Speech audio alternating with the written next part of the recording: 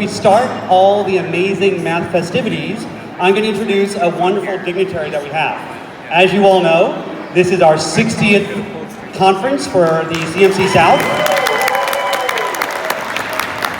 Please enjoy the free cake, so thank you. And it's our 30th year here in fabulous Palm Springs, 30 consecutive years here. And we've been really lucky. Tonight, one of Palm Springs City Council members is going to be joining us to thank us all for being here. So let me introduce to you J.R. Roberts. So my name is Councilman J.R. Roberts. You can call me J.R. And I was with some friends today and they were asking me what I'd be doing tonight. And I said, well, I'm really excited. I'm going to go hang with about 3,000 mathematicians. So my friend looked at me and he said, really? I said, yeah. He said, you know, JR, we're known internationally. People come here from all over the world and they come to swim and live the Frank Sinatra lifestyle, the martini lifestyle, and hike and do fun things in the valley here in the desert. And I said, yeah. And they said, well, mathematicians, what are they doing here? And I said, well, I'm really glad you asked, because they've been coming here for 60 years to enjoy the things that we do and to be part of our community. And I can't tell you how happy I am to meet you all and see you all. I get to do these proclamations, but every now and then I get really excited and I'm just thrilled to have you all here. It's not that we aren't mathematicians ourselves. I mean, I think of math a lot. I'm personally more about averages, like the average amount of vermouth you would put into a martini. Or the average number of martinis it takes before you can no longer stand on your own two legs. So we do think in mathematical terms. I'm thinking it's just a little bit different than the way you think. So I have a proclamation prepared for you tonight as a welcome. And normally I spare a group a long proclamation. I'll only read part of it. But I want to read all of this proclamation because I like it and you deserve it. And so bear with me while I do this. So all proclamations start out with whereas, and on every paragraph it starts with whereas. You're only going to get one whereas, and I'm just going to read through it, okay? So it might sound a little bit like a run-on sentence, so forgive me. So, whereas the California Mathematics Council South, whose members have returned to Palm Springs each fall for the past 30 years, is now in its 60th consecutive year, celebrating their diamond anniversary and are building beauty and brilliance in our mathematics communities. And the California Mathematics Council South believes that all students have the capacity to become mathematically competent and confident when provided a rigorous and challenging mathematical program supported by high expectations.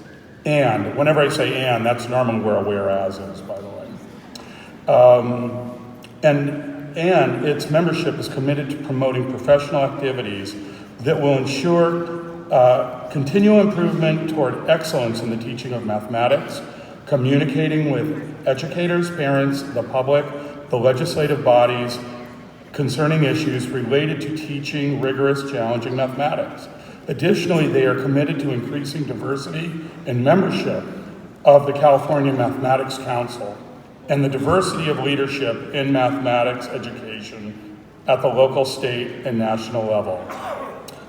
And 3,000 education leaders from across the southwestern United States who are in the pursuit of quality mathematics education for all children will join hands in Palm Springs November 15th and 16th and attend sessions geared towards college and career readiness, standards, mathematics equality, and excellence, STEM, as well as coaching and mathematic leadership. They take pride in what they have and continue to accomplish to this end. I'm not going to read the rest of it. I'm going to drop down because it's a lot longer. And we recognize and pay tribute to the California Mathematics Council South's 60 years of dedication and time-honored service to our local, state, and national community. And now, therefore, the City Council of the City of Palm Springs, that's me, California, does hereby proclaim November 16th, 2019 as California Mathematics Council South Day.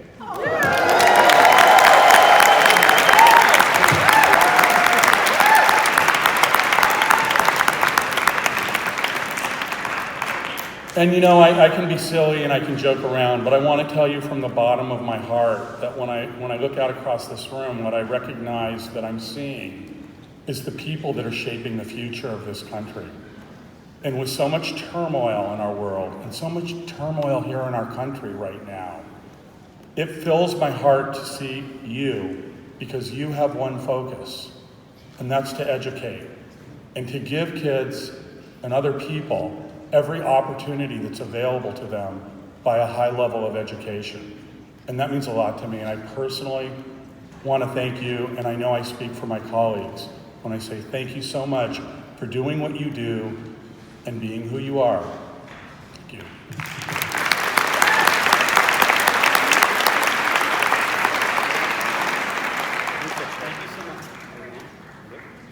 Thank you so very much for that. Wonderful. Take on this one for a moment. There we go. Okay, so I wanted to tell you a little bit about what this night is all about. We're going to be hearing some quick talks, 5-minute talks from 7 amazing, fantastic speakers from all over the United States, in fact. These slides are going to auto-advance, and the speakers will get a chance to play around and fudge and hope things go the right way, because sometimes they're not going to go the right way. I hope you guys are going to be champions. This is really stressful and nervous because there's no control. It's automatic, push play, and they have to run. So it's a lot of stress. So please be nice, please be kind, give them lots of applause, cheer, laugh, cry, whatever's appropriate. Also, I want to make a few other thank yous before we get into our first talk. I got to make sure we thank for the cake that was provided free of charge from the Palm Springs Convention Center and the staff here, the team. So please eat the cake. Eat the cake. It's a pretty good cake. So I want to specifically thank Sabrina Yakovich, Rick Lesson, and Chauncey Rafferty and their team here at the Convention Center, along with the Palm Springs Renaissance Hotel, Nolan Dean, Heather Lamb, and Joseph McDonough and their team, and of course the Greater Palm Springs Convention Center and Visitors Bureau, Rob Osterberg and his team. And of course Savory Catering, they're the people who actually made that amazing cake back there. So please eat more cake, drink more booze, have more fun, please. And our first speaker, are we ready? Our first speaker is Kris Luzniak. Kris Luzniak teaches in Los Angeles. He teaches at the Archer School for the Girls. What else? He's a recent author. You might find his book over there in the exhibit hall, all about debate. He is a master debater, as you can clearly tell by looking at him and what he does.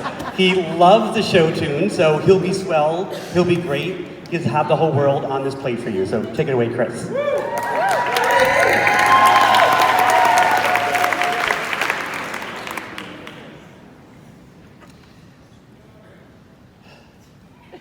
I want to begin with an apology to all the students that I've done some harm to and how I've taught math. See, I always believed the myth that math was pure, the objective arbiter of truth. I thought math was free of emotion and subjectivity, but I've learned a lot since then. I believe these things because of my experiences as a white male in mathematics. Hiding the fact that I was gay, I fit in. And I didn't realize, and I had the privilege to overlook how much math made other people feel excluded or even harmed. I've learned that math is controversial. Yes, 2 + 2 = 4 unless you're in base 3. And yes, there are things that we take for granted unless it's proven otherwise.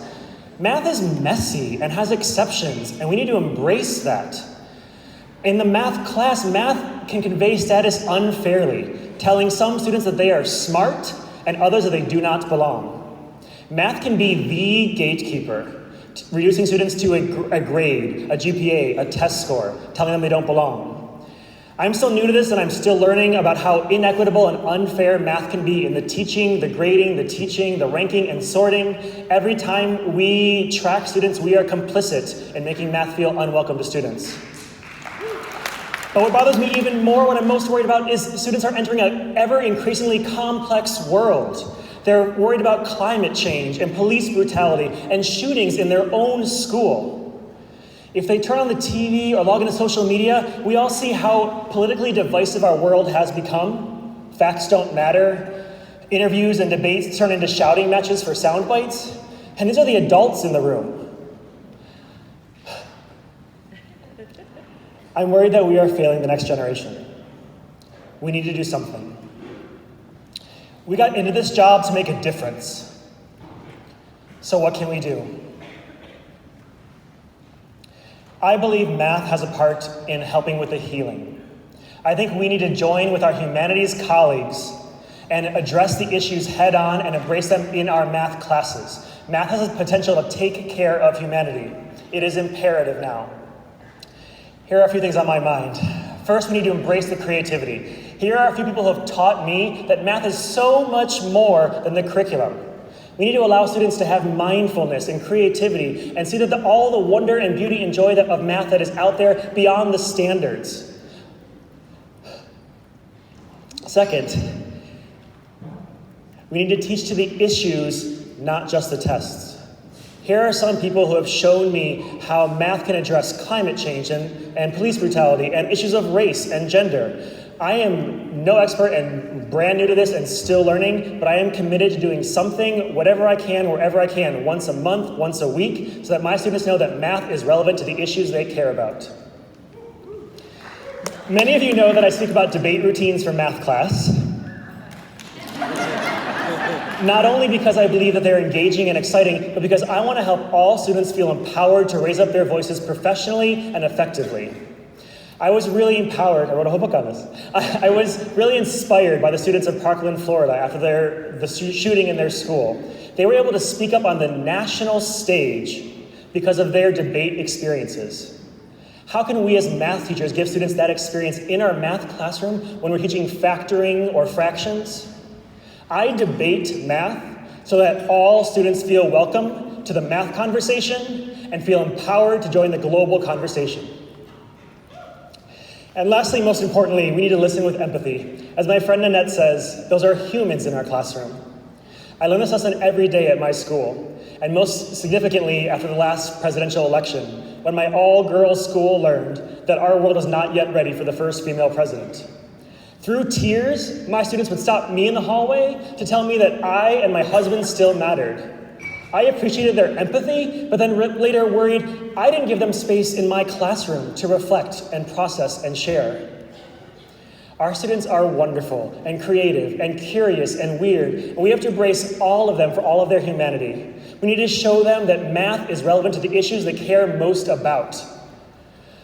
I'm worried that we are failing the next generation, and we need to join in that global fight. We need math class to be a place for healing, where students see that it is relevant to everything that they care most about. Again, I'm no expert. I'm still learning, and I apologize to every single student and teacher who I've done some harm to. These are some of the people who are teaching me and showing me the way forward. I want to keep learning. I want to make math class better. I want to make math class a place for healing. Thank you.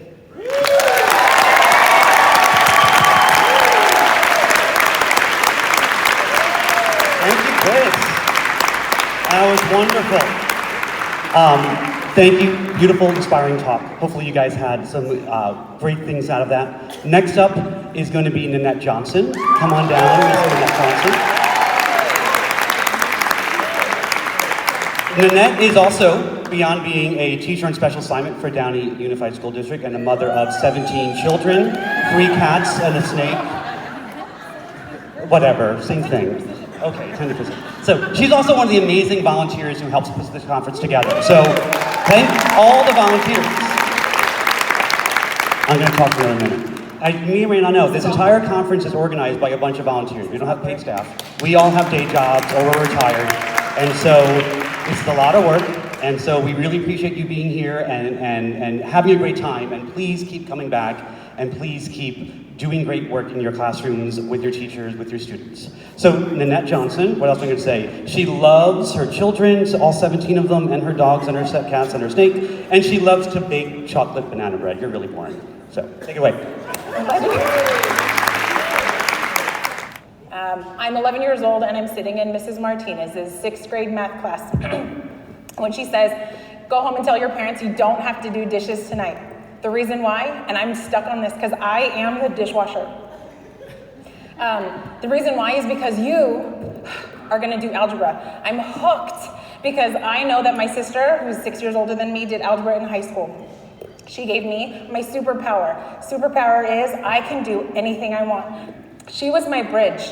She took me from where I thought I was to where I could be. How many of you have had encouraging teachers, parents, friends, cousins that have poured into your life and did that? So here's a story. Darby and his uncle find a mine full of gold, and they dig and they find it and they're so excited. They dig and they find out that they are really, really rich. Awkward. Oh, here. And so they're really rich and they're very excited about being rich.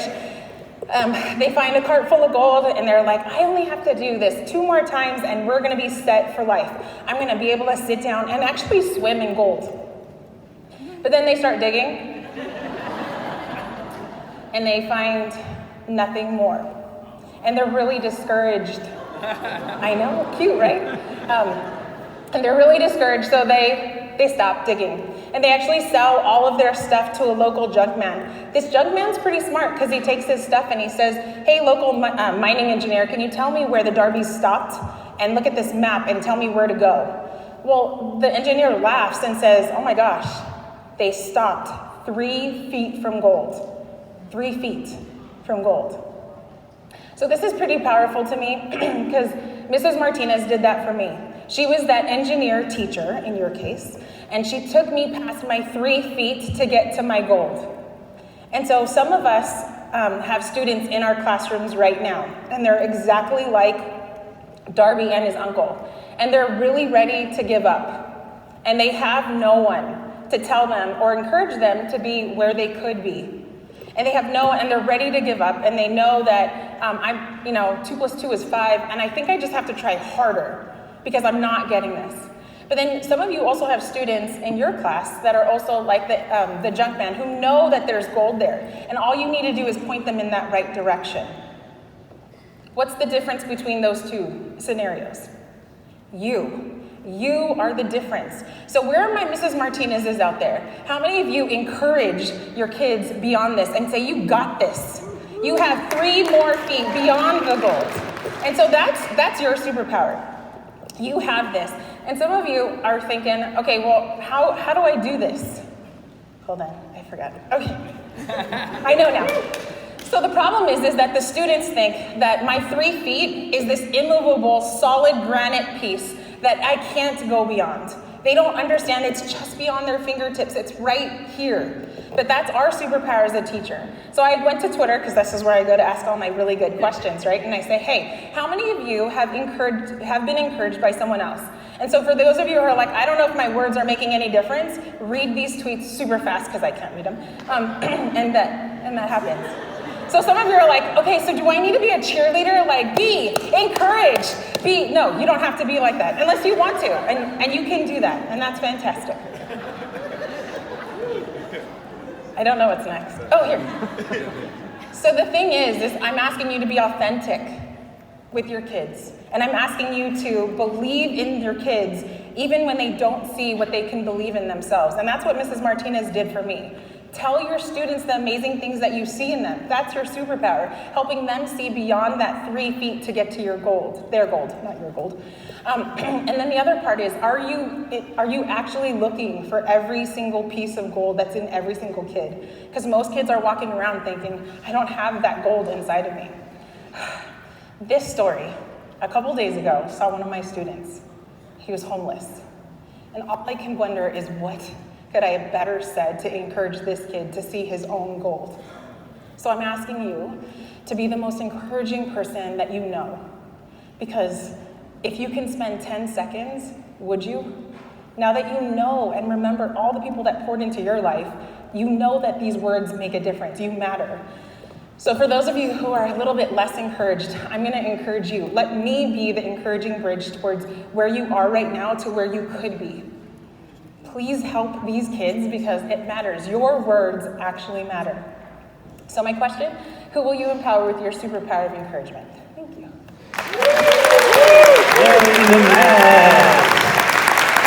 Nanette, that was beautiful. You're a wonderful person. We're so proud of you. You're not boring at all. So next up, are you okay? She's good. All right. Next up is Mr. Avery Pickford. Yay, Avery. You're Avery. Avery, you might know, he's married to the most beautiful woman, Bree Pickford Murray, or Murray Pickford, what is she? Whatever, Avery Pickford, whatever they are, they're lovely people. They have like 2 kids, both little things. She's also a math teacher, apparently. You're supposed to all know that. What else? His cousin is an alligator wrestler, and all the time he wrestles with that thing to live up to. Can he be as good as an alligator wrestler? Let's see.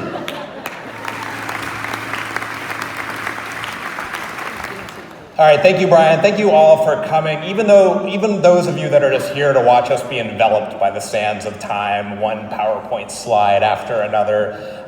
20 slides in 15 seconds is a little daunting.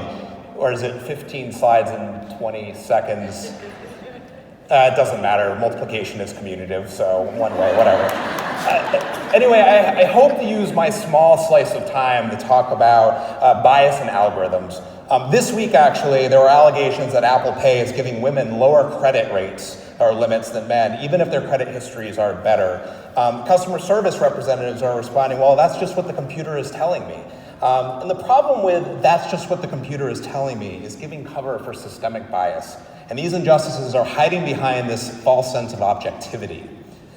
Importantly, these objective algorithms don't affect everyone in the same way. I have a good credit score. I've never been a victim of stop and frisk. My car insurance is relatively low, which might have something to do with the car that I drive, but nonetheless, I have privilege. Marginalized communities are victims of algorithms in far-reaching ways made worse by a false sense of objectivity. The Latinx family who is unable to secure a home loan, the Muslim man who is randomly searched at the airport, or even the black man who can't get the soap dispenser in the bathroom to work without getting a white paper towel. I'm not arguing that we should abandon algorithms because they are biased. To me, that would be equivalent to arguing that all statistics or all science should be ignored because science and statistics have the potential to be manipulated. Instead, we should be healthy skeptics, noticing places where systems reinforce existing power structures, pushing for transparency, recognizing that every computer model is built by fallible human beings that too often aren't representative of the populations their models affect. So, now that I have you emotionally invested with my dazzling rhetoric, I'm sure you're ready to stand up and fight. Fight with me against greedy and evil multinational companies. Down with Google, rah! Down with Twitter, rah! Down with Desmos. What? But it's a trap, because I'm gonna bring this home.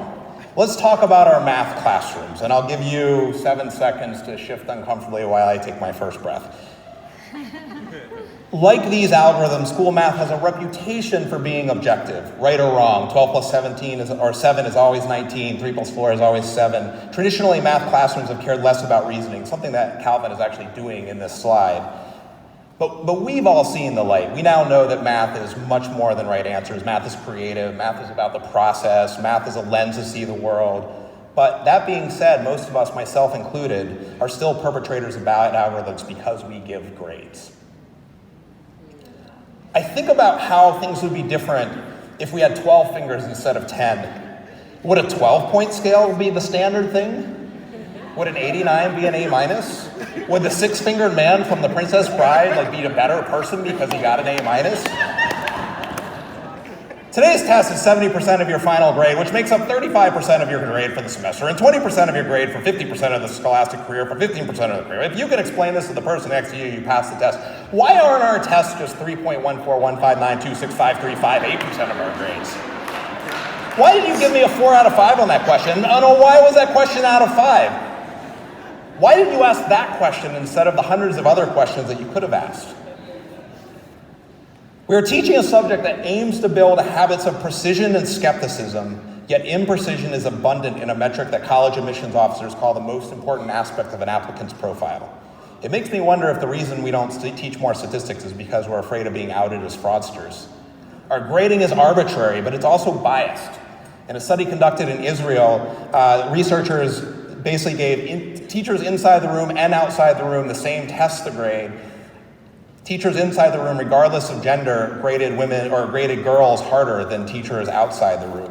This was a survey given by a sociology professor in college that was asking about, should you go ask for that teacher for a little bump in your final grade? And you might not be surprised, about 2/3 of people said that that was appropriate to ask, but she noticed that actually, if you look at first generation students, it was only 50-50.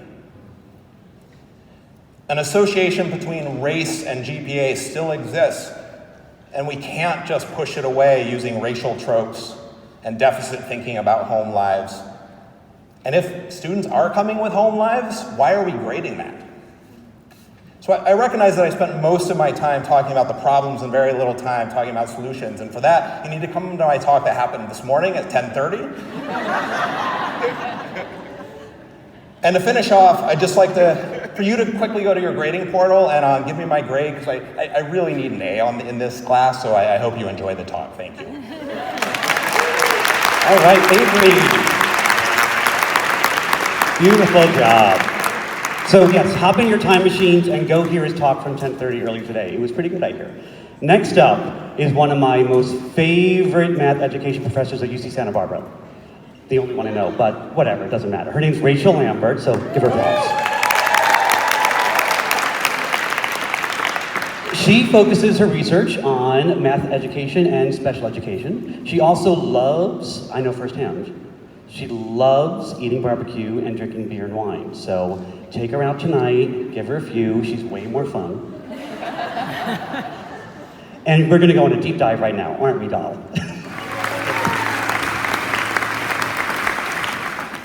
Today, together, all of us, we are going to take a hammer and smash the idea that there are low kids and high kids in mathematics.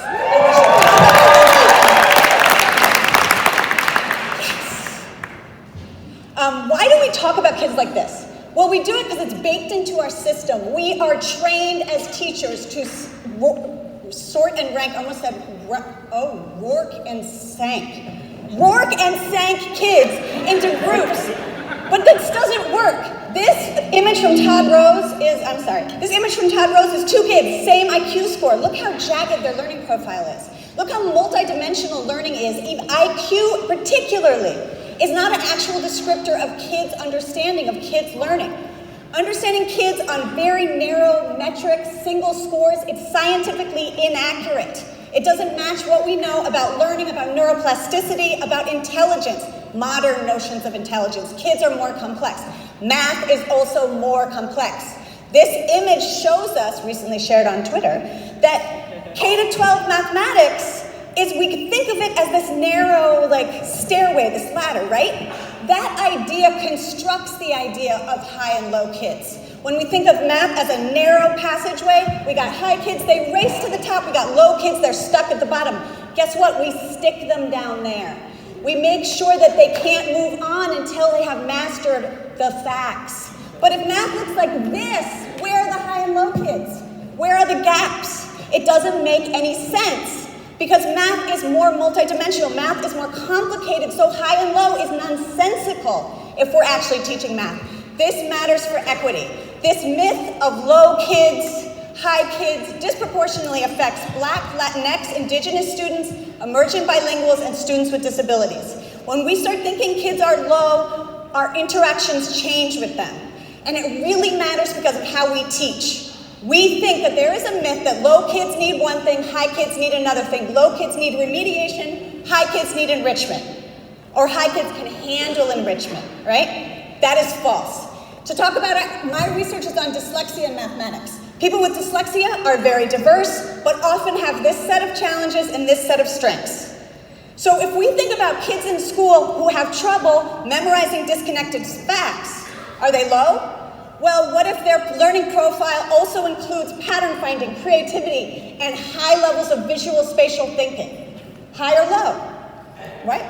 One is real math, one is school math. Whose problem is this? So I'm going to end by pulling you into a narrative that's powerfully affected me. How does it feel to be called low? I'm going to read to you from some writing. Wow, now I'm nervous. Woo! From some writing written by Lynn Pelkey. She is a woman with a learning disability who wrote about how it felt. I was brought to the special room to catch up. No one ever said this to me directly. It's what I overheard. Scoring low, not trying, lazy. As the years passed, the shame turned into self-hate. The research room teachers were very kind, but I believe now they underestimated me. I would do what they told me to do, but I was rarely asked to think. I think I did a lot of memorizing, but not much understanding. One day, the algebra teacher, she wasn't allowed to go to general education algebra, but she was asked to come in. I said yes and grabbed a seat next to my friend. I didn't have a paper, a book, I just sat and listened. I was in a real class with normal students. As I sat in that class, something magical happened to me. I could understand what he was teaching. I was learning. I even started participating, raising my hand, answering questions. I was LD, but then again, I wasn't. I still couldn't multiply or divide very well. I used elaborate ways to come up with the answer, but I wasn't memorizing, I was thinking. Lynn tells us to throw away these ideas of high and low kids. I just got a little affected. She also tells us that they're listening. They are always listening. You cannot say that they are low next to them. They are listening and they're using what you say about them to make sense of themselves. I spend a lot of time reading memoirs from kids. I do a lot of research in this area. Again and again and again, it comes up. And these ideas come from old-fashioned ideas about learning, learners, and math that we need to totally get rid of. Inaccurate, unscientific, unhelpful, unethical, and counterproductive, is my opinion. So, we need to smash this idea of low kids and high kids. We're going to call it out every time, even in front of kids, although I don't know how to do that. And then we're going to invite kids like Lynn to get access to what math really is, which is magical, right? Thank you. Yeah. That was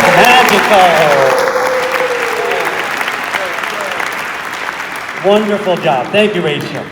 Next up is Mr. Mario Valdez. Come on down, sir. So Mario is in the Nathan's Hot Dog Eating Championship Hall of Fame, and he traveled with colleagues to witness a messy hat trick. I don't know what that means. A lot of goals. A lot of goals. Is that a sports thing? Soccer. Hockey? Soccer. Same thing. Okay, gotcha. And then also, he's doing it night for his students. They made him do this. So let's hear what he's going to talk about. A while back in a math class, two students said something to me that changed my life.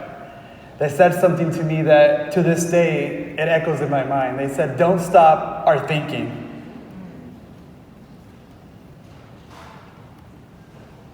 Some might find this as an act of defiance or disrespect.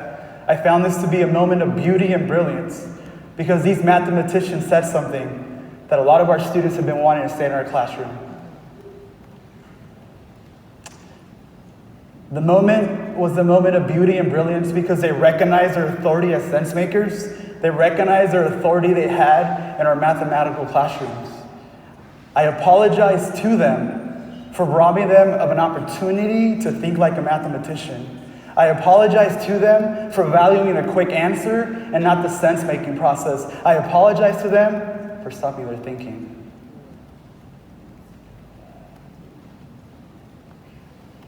See, in the past, I was naive to this powerful comment. I was a master of the silent math experience, where I was the giver of information, where it was my way of doing it, where I practiced the pedagogy of checking off a box. I was naive to such powerful statements that were infecting our students' minds. I teach in the Central Valley, where we are known for our abundance in agriculture, but for a very long time, our students have gone through this valley of sense-making, where the ideas were not flourishing. A few years ago, our students were encountered with a new approach. Their ideas were not flourishing. 83% of our students were not meeting standard 3 years ago, CVNIC was formed with the mindset of changing mindsets and changing the students' paradigm shift in mathematics. Together, we work with hundreds of students, with districts, to change the mindset that everyone can do mathematics. In partnership with Joe Bowler, a community of teachers, districts, put the focus back on our students.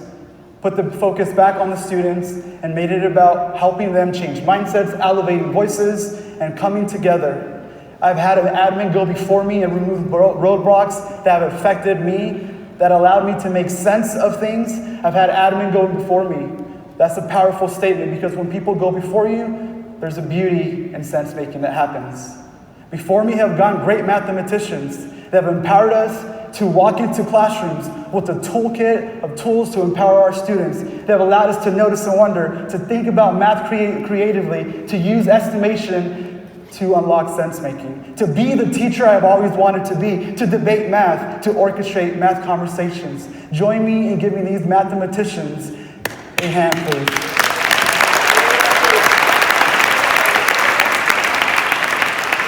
I was challenged to change my approach. I was challenged to relinquish power to my students. If you walk into our classroom today, our students are at the center of conversation. Our students are at the center having dialogue about mathematics, having a notice and wonder. Using Socratic seminars, our students are able to notice and wonder, ask questions, make conjectures, make mistakes. If you notice in this image, I have the support of my administration. I am just a conductor in their thinking. They're able to orchestrate, navigate, and be empowered to continue as mathematicians. I love that I have no input in their thinking anymore, because they're the authority. It's impacted our students to the point where this young mathematician said, I used to think I had to do math. Now I get to do math. When people realize that relinquishing control to our students empowers and brings brilliance and beauty, it cultivates a culture and a mindset of continuous improvement. It changes the valley to continue to put the focus back on our students and on us as educators.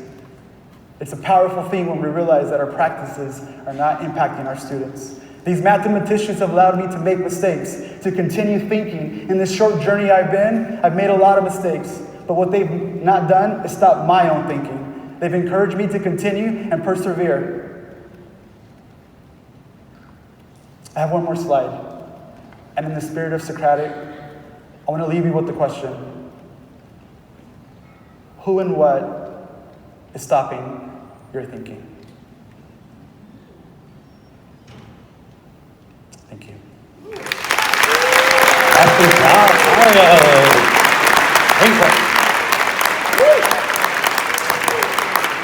You probably noticed a theme. Everybody's talking about beauty and brilliance, obviously, not just in the beauty and brilliance of me, obviously, but also the beauty and brilliance of mathematics, the beauty and brilliance of our students, and bringing out great work in our colleagues. So I'm gonna do a weird thing right now. We're gonna do things a little different for this next session. I'm gonna bring up the fabulous Megan Franke.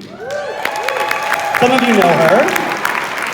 I'm gonna introduce Megan, make her terribly awkward for a moment, and then she's gonna introduce a good friend of hers, Karen. So Megan is a professor of math at UCLA. She's really active in this thing called CGI, Cognitively Guided Instruction. It's the bomb if you teach little ones. I'm scared of little things, so I don't understand that, but God bless you. She also, when she grows up, she wants to be a park ranger. So I'm gonna, girl, I know everything about you. You better watch out. And she's also one of 7 siblings, too. Did you know I knew that, too? Okay, watch out. I can't tell her that.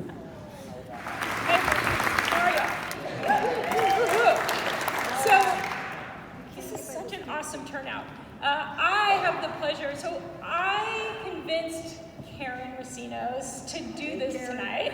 And we are so fortunate. She is the, you have to come up here. She is the, Karen, oh wait, her slide started. Oh, thank you. Okay, Karen is the Associate Director of the UCLA Math Project. She and I are colleagues here. She is, as you're gonna hear, she is an awesome mother of 3. She is a fabulous colleague for all of us. She does professional development, and she gets to share with you all of her work with early childhood people. And most importantly, I get to take a picture of you all so she will remember this moment. I got this. Okay.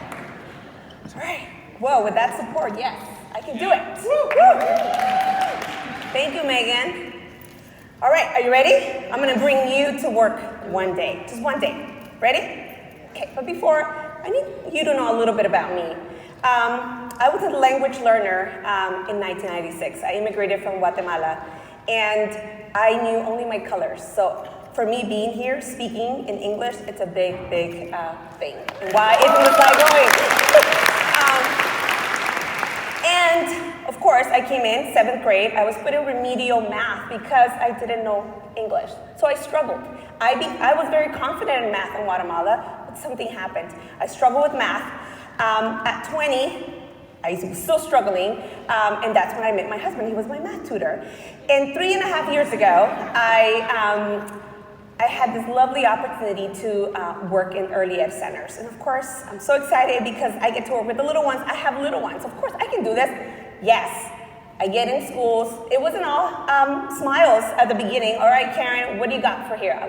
We got our kids counting. We got our kids doing a lot of amazing work. They count to 10. Well, let's go and see what else can they do. And they said, well, let's go and try it.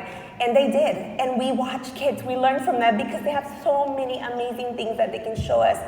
We've created that space. And as you can see, we let them take the lead.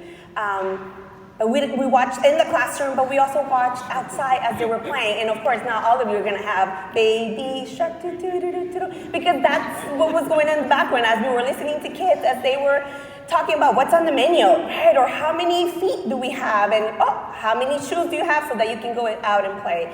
We got to wonder, where is this plane going to land if we throw it from down here, from up here, and then let's try it again because we want to, right? We got to celebrate the magic and all the things that they want to test. We also got to count our fingers. How many fingers do you have? And yes, you start one thing in one table, and the other table starts wondering too. Let's count all the fingers on the table. Now we're counting everywhere. We get to enter their play. We get to wonder with them and through their perspective because they have so much to share. And of course, the learning continues. What if, right, this tower, what's gonna happen if we keep putting more and more cups on it? Jumping rope, right? Who loves jumping rope? And the teachers are jumping with them as well. So amazing educators who are giving students a chance to do amazing things. Counting collections. We're creating the space for kids to be engaging with each other's ideas, to talk about, look, this is how I represented my thinking, how I represented my collection. Hey, I want to count those too. And look at the lovely representations that they create because it makes sense to them. Let's not take the thinking away from them. And yes, only in EEC centers you can represent on a princess costume. You see that? It's lovely. So why not? But these amazing educators are not stopping there. They have their kids represent, and now they're asking them, how do you see your representation? And they're inviting kids to write equations. Amazing. Right? We get to wonder, what's next, Karen? And they decide, hey, they're counting. We're getting to know what they can do. What else could we do? Maybe we can ask them to problem solve, right? So in a bit, we're gonna see what might a 4-year-old do when she's solving this type of problem. I want you to think, what might a 4-year-old do?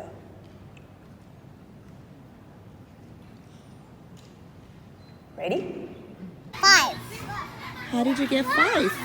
Because I put 7, and then I count like 1, 2, 3, 4, and then 5. And then I noticed that it was 5. Did you see? She used 2 hypothetical fingers. Amazing. Awesome. But it's not done right now. We get to wonder during lunch. Oh my goodness, you don't want to eat your apple. Well, I wonder how many bites it will take for you to finish that apple. Lo and behold, she starts eating her apple. Amazing. But I'm tired. Are you tired? Yes. Our kiddos are tired. They take a nap. Isn't that amazing? In an EEC center, they get to take a nap, and we educators get to gather because we got a lot to share. Kids are surprising us in the morning. We've taken photos and videos. We have stories to tell of each individual kid in our classrooms. We get to celebrate and how amazing they are, and we get to just share what's next? What can we do next? Because this is what they're showing us they can do. We're also inviting parents to join us in this effort. And guess what? Parents are doing amazing things too, so why not? We're letting them know, keep up the great work because we are trying our best here at school. So please, next time you see an early education teacher, tell them thank you because they are polishing the next diamonds. Thank you, friends. Awesome job! You did it! Woo. So, we're coming close. We have one more crazy ignite for you all.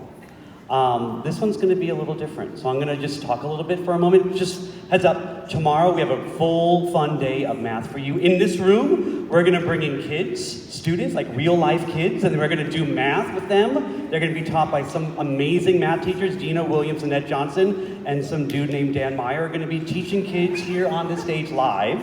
And we're going to talk about it and debrief it. So it'll be a fun day tomorrow. So when you come here or go to any other workshop, please check it out. It's going to be a great day tomorrow. Our last talk is going to be by the amazing Dr. Kris Childs. He's going to hold off. He's going to make a grand entrance. If you know Kris, he loves making an entrance. He is an instigator, a provoker, a tweeter. He's brilliant and beautiful. And I never thought I'd say this. In the words of Dr. Dre from Nothing But a G-Thing, clearly I know all about this. 1, 2, 3, and to the 4, put your hands together for Dr. Childs at the door.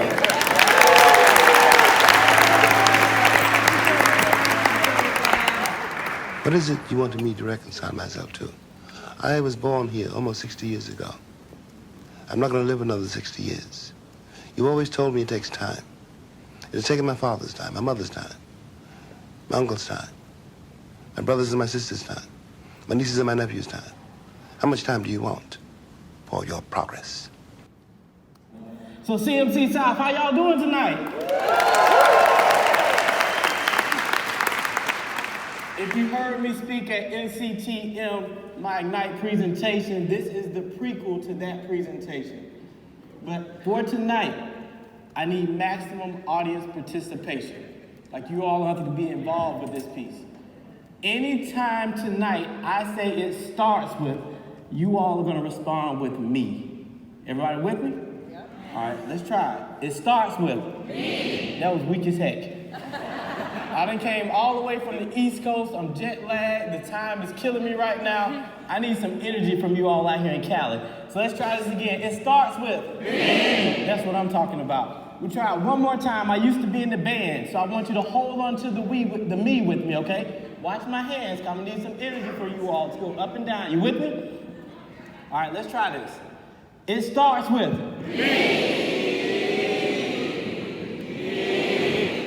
All right, I think y'all ready, Callie. I think y'all ready.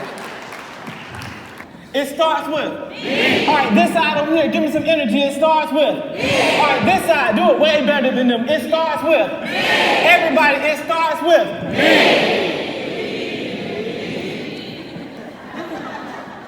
In the past 50 years, there's been innovations in technology, transportation, communication, energy efficiency, and medicine. But the academic achievement gap between the have and have-nots has persisted. But we say we care about all of our students. If we cared about all of the students, we would not have an academic achievement gap. We would not have an opportunity gap. I call it a systematic, purposeful gap. As a system was never designed for all students to succeed. Now that you all in the room know this, the question is, what are you going to do about it? First, it starts with improving core instruction. Every student deserves a high-quality mathematics experience. If a large portion of your students are not succeeding in interventions, you don't have an intervention problem, you got a core instruction problem.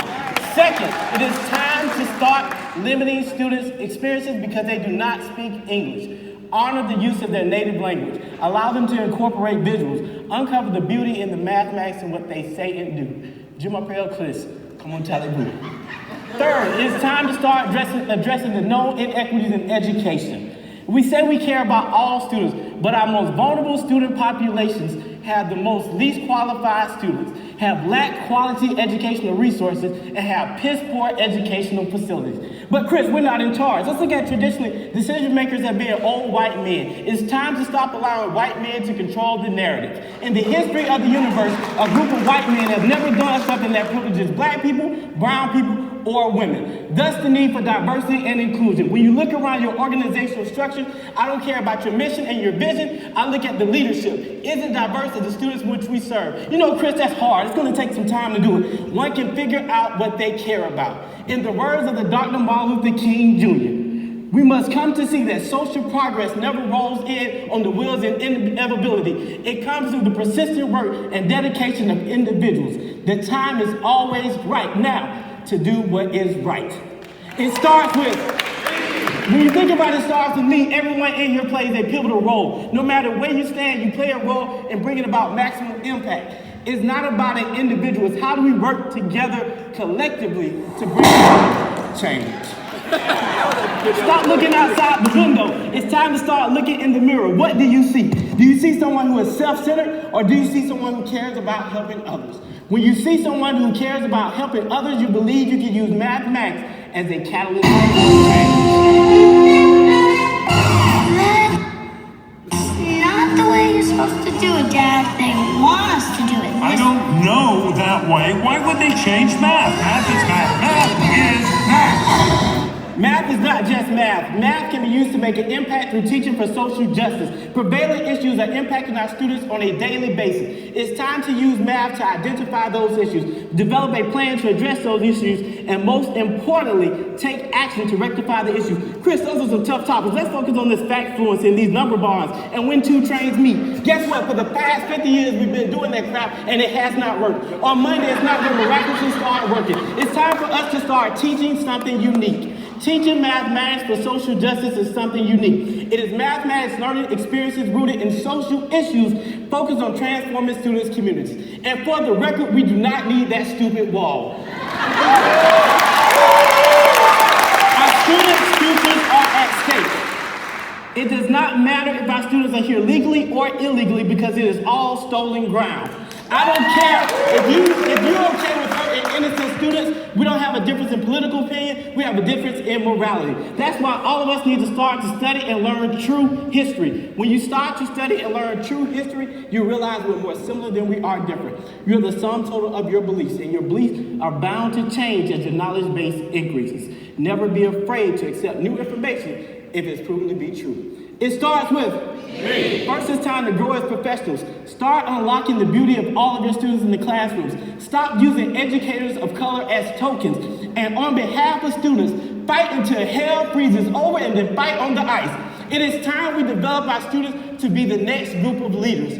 What are you going to do to develop problem solvers and not rule followers? Right now, we're in this room together. But when you leave this room, what are you going to do to make this world a better place? Thank you. There we go.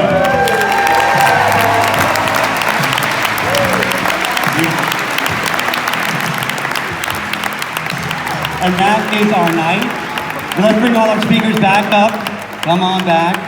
Thank you all for coming. Thank you to Kris and Avery and Nanette and Maria and Mario, Rachel and Kris. Thank you all for coming. Hopefully you were inspired and provoked. Thank you all. Enjoy your night. Eat more cake. Drink more booze. Do more math.